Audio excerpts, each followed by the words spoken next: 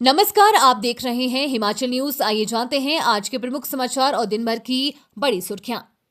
धागा और प्लास्टिक उद्योगों का कच्चा माल हुआ महंगा। फाइबर और प्लास्टिक के रेट 15 से 20% बढ़े।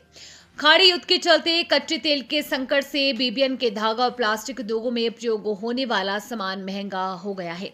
इससे आने वाले समय में तैयार माल भी महंगा हो जाएगा। फाइबर के 15 से 20% रेट बढ़े हैं। इसके चलते धागे के दाम भी 5% की वृद्धि हुई है।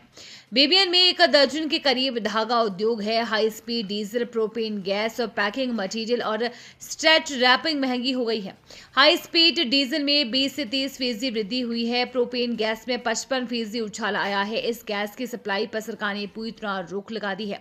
इसके दाम में 55% उछाल आया है। स्ट्रेच रैपिंग पहले 600 रुपए में मिलती थी, जो अब बढ़कर 109 रुपए हो गई है।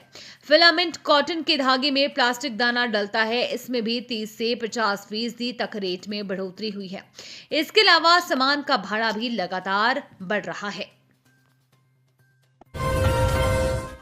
हिमाचल में आज से फिर बदलेगा मौसम। बारिश बर्फबारी के असर, जाने पूरा अपडेट विस्तार से।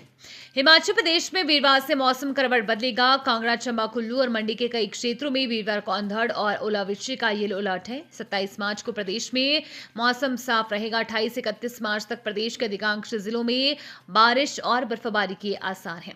बुधवार को राजधानी शिमला सहित सभी क्षेत्रों में धूप खिली। ऊना में अधिकतम तापमान 29 डिग्री दर्ज हुआ।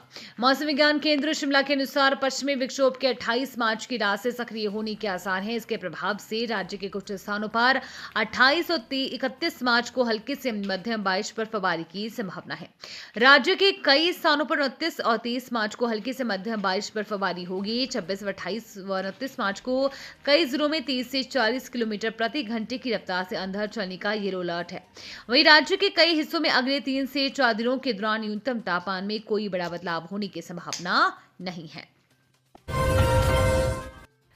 धर्मशाला में मैच मिलने के बाद ही शुरू होगा प्रैक्टिस पिच का काम। एचपीसीए को दूसरे स्केड्यूल का इंतजार। अंतर्राष्ट्रीय क्रिकेट स्टेडियम धर्मशाला में इंडियन प्रीमियर लीग के सत्र की गूंज सुनाई देने लगी है। संभावित मैचों की मेजबानी को लेकर हिमाचल प्रदेश क्रिकेट एसोसिएशन ने अपनी तैयारियां शुरू कर दी है। हालांकि तैयारियों को अंतिम रूप देने के लिए एसोसिएशन फिलहाल बीसीसीआई द्वारा जारी किए जाने वाले दूसरे स्केड्यूल का इंतजार कर रही है। स्केड्यूल स्पष्ट होते ही मैदान और प्रैक्टिस सुविधाओं को अंतर्राष्ट्रीय मानकों के अनुसार तैयार किया जाएगा। इस बार बीसीसीआई ने अभ्यास सत्रों और पिचों के निर्माण को लेकर कुछ सख्त और नई गाइडलाइन जारी की है, जिसका पालन करना अनिवार्य होगा।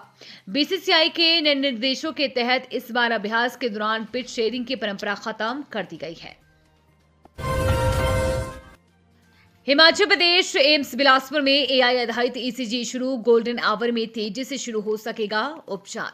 अखिल भारतीय आयुर्विज्ञान संस्थान बिलासपुर में आर्टिफिशियल इंटेलिजेंस आधारित कार्डिया 12L ईसीजी सिस्टम की स्थापना की गई है। इसके साथ ही एम्स बिलासपुर देश का पहला केंद्रीय सरकारी अस्पताल बन गया है, जहां इस अत्याधुनिक तकनीक का उपयोग शुरू हुआ है। कार्यकारी निदेशक लेफ्टिनेंट जनरल दलजीत सिंह के नेतृत्व में की गई ये पहल न केवल हिमाचल बल्कि पूरे देश के सरकारी स्वास्थ्य संस्थानों के लिए एक नई दिशा तय करती है। यूएसएफडीए से प्रमाणित ये तकनीक हृदय रोगों के सटीक और त्वरित निदान में अहम भूमिका निभाएगी।